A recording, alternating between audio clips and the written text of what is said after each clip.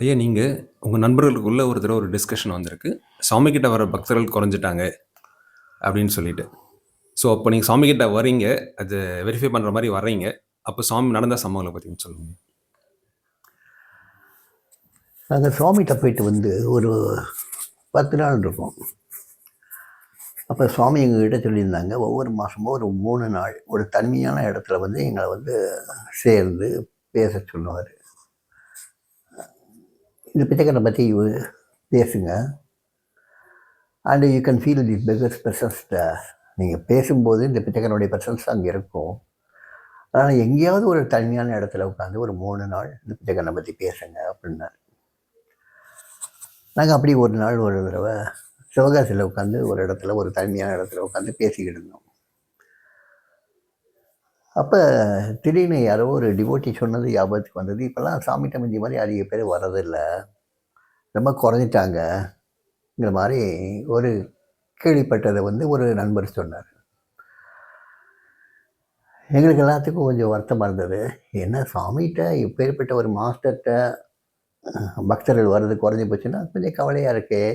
ஒன்று செய்வோம், நம்மெல்லாம் போவோம், போய் சாமியோட கொஞ்ச நாள் இருந்துட்டு வருவோமே அப்படின்னு முடிவெடுத்தோம். புறப்படலாம் சொல்லிட்டு உடனே புறப்பட்டோம். எந்த முன்னேற்பாடும் கிடையாது. வீடுகளுக்கு மட்டும் அங்கங்கே ஃபோன் பண்ணி சொல்லிவிட்டு நாங்கள் உடனே காரில் ஏறி புறப்பட்டோம். சாமிகிட்ட அப்போ தான் ஒரு 10 நாளைக்கு தான் போயிருக்கோம். திருப்பி வந்தாச்சு. சுவாமி ஏற்கனவே சொல்லியிருந்தார், எப்பெல்லாம் நீங்கள் வரணும்னு தோணுதோ அப்போல்லாம் அந்த பிச்சைக்காரனுக்கு ஒரு தந்தி கொடுத்துட்டு வாங்க அப்படின்னு சொல்லியிருந்தார்.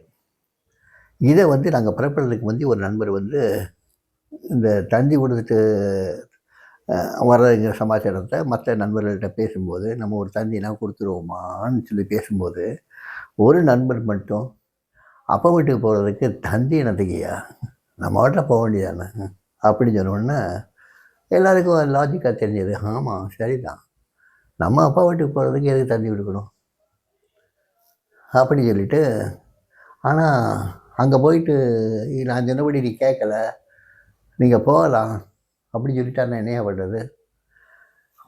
போயிட்டு வாங்கன்னா வந்துட வேண்டியதான். இதில் இருக்குது, சாமி சொன்னாங்கன்னா போயிடணும், அதில் என்ன இருக்குது? நீங்கள் அப்படியே வந்து நீங்கள் போயிட்டு வாங்க ராஜான்னு சொன்னால் சுவாமி ஒரு நமஸ்காரம் பண்ணிட்டு நீங்கள் உள்ளே போயிட்டு வாங்க ராஜான்னு சொல்லிட்டு வந்துடுவோன்னு சொல்லி கேலியாக பேசிக்கிருந்தோம். பேசிட்டு நேராக வண்டியில் எல்லாத்துக்கும் தைரியம் வந்துடுச்சு. காரை எடுத்துகிட்டு போனோம். காரை எடுத்துகிட்டு போனால் நைட் டைம், அது காலையில் ஒரு 5:30க்கெலாம் போய் சேர்ந்துட்டோம். 5:30 மணிக்கெலாம் போய் சேர்ந்து கதவை தட்டுறோம். சுவாமி உள்ளேருந்து வெளியே வர்றாங்க. வெளியே வந்து எங்களையே பார்த்துக்கிட்ருக்காங்க. அவருக்கு ஒரே ஆச்சரியம், ஒரு வேப்பு கலந்த ஒரு பார்வையோடு எங்களை பார்த்துட்ருக்காரு. ஆனால் பெரியமாக பார்த்துட்ருக்காரு. அப்புறம் மெதுவாக கேட்குறாரு, எஸ்ஜி, நீங்கள் எப்போ வந்தாலும் இந்த பிச்சைக்காரருக்கு ஒரு தந்தி கொடுத்துட்டு வர சொன்னோன்னே, எனக்கு ஏன் தந்தியே வரலையே எனக்கு அப்படின்னு கேட்டார். உடனே முருகேசன் வந்து என்னையை சுட்டி காட்டி, சாமி நான் சொன்னேன் சாமி, இவன் தான் வந்து அப்பா வீட்டுக்கு போகிறதுக்கு வந்து தந்தி எதுக்கையா கொடுக்கணும்னு சொல்லி சொன்னான் சாமி, அதனால தான் தந்தி கொடுக்கல அப்படின்னு. ஒன்று சாமி சிரித்தாங்க, அப்படி சிரித்தாங்க. சிரிச்சுட்டு என் கையை பிடிச்சிக்கிட்டு சொன்னாங்க, if you have that sort of emotions then you need not give any telegram, you need not inform to this beggar.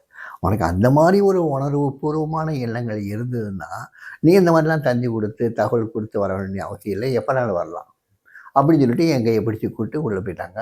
உள்ளே போய் சாமி கூட என்னை உட்கார வச்சுக்கிட்டாங்க. அவங்க 2 பேரும் ஏத்தாப்பில் உட்காந்துருந்தாங்க, முருகேசனும் சிவசங்கரம். கொஞ்ச நேரம் அப்படியே போய்ட்டு இருந்தது. என்ன திடீர்னு இப்போ தான் நம்ம பார்த்தோம், இப்போ மறுபடியும் திடீர்னு வந்திருக்கீங்களேன்னு கேட்டாப்புல. இதுக்கிடையில் சாமி எங்களை உள்ளே கூப்பிட்டு வந்ததுக்கப்புறம் கேட்டை பூட்டிட்டாரு, பெரிய கதவை பூட்டிட்டாரு. இங்கே வந்து உள்ளே வந்து உட்காந்தாச்சு. உட்காந்ததுக்கப்புறம் சாமிகிட்ட தயக்கமாக முருகேசன் சொல்கிறாரு, சாமி சில நண்பர்கள் சொன்னாங்க, இப்போ சாமி பார்க்குறதுக்கு அதிகமான ஆட்கள் வர்றதே இல்லையா அப்படி சொன்னோன்னே ரொம்ப கவலையாக இருந்தது சாமி, அதனால தான் நாங்கள் புறப்பட்டு வந்தோம் அப்படின்னு சாமிக்கு ரொம்ப சீரியஸ் ஆகிட்டாங்க. சீரியஸ் ஆனது மட்டும் இல்லை, ஒரு மாதிரி கோபம் கூட வந்த மாதிரி தெரிஞ்சது. அவர் கதவை சுட்டி காட்டினார், பெரிய மரக்கதவை. See the door, it is always closed. எப்பயுமே இந்த கதவு மூடித்தான் இருக்கும்.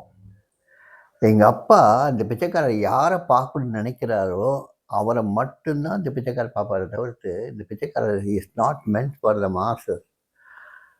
பொதுமக்களுக்காக இந்த பிச்சைக்காரன் கிடையாது. அவங்கெல்லாம் வந்து காஞ்சி சங்கராச்சாரியரை பார்க்க போகட்டும், ஜெய கிருஷ்ணமூர்த்தியை பார்க்க போகட்டும், இந்த மாதிரி பிரபலமான சாதுக்களை பார்க்க போகட்டும். ஆனால் இந்த பிச்சைக்காரனுக்கு அப்பா ஸ்பெசிஃபிக்காக வேலை கொடுத்துருக்காரு. The beggar is not meant for the masses. The beggar is only for a handful of people. கொஞ்சம் பேருக்கு தான் இந்த பிச்சைக்காரன். That people also should have the capability to work for my father. The beggar needs only a few people who can do my father's work. இதுதான் அவர் சாமி சொன்ன சரியான வார்த்தை. Beggar needs a few people who can do my father's work. மற்றவங்களாம் வேறு எங்கேயாவது போகட்டும், என் கதவை எப்பயும் மூடித்தான் இருக்க பார்த்துக்கோ. என் கதவை திறந்து வைக்க மாட்டேன் நான். குறிப்பிட்ட சில பேருக்காக மட்டும்தான், அதுவும் அப்பா சூஸ் பண்ணி இந்த பிச்சைக்காரன்ட்டு அனுப்புகிறவங்களுக்கு மட்டும்தான் இந்த பிச்சைக்காரன் கதவை திறப்பான், எல்லாருக்கும் கிடையாது. இது சொன்ன உடனே எங்களுக்கு ஏதோ புரிஞ்ச மாதிரி தெரிஞ்சது. அதோடு சேர்ந்து ஒரு இனம் தெரியாத ஒரு சந்தோஷம் இருந்தது. ஸோ அந்த பட்டியலில் நாங்களும் இருக்கோம்ல, எங்களையும் சுவாமி ஏற்றுக்கிட்டாரேங்கிற ஒரு சந்தோஷமும் மனசில் பரவிச்சு. அதுக்கப்புறம் 3 நாள் சுவாமி எங்களோட மட்டும்தான் இருந்தார். ரொம்ப சந்தோஷமாக இருந்தது. 4வது நாள் அங்கே புறப்பட்டு வந்துட்டோம். இதான் அன்றைக்கி நடந்தது.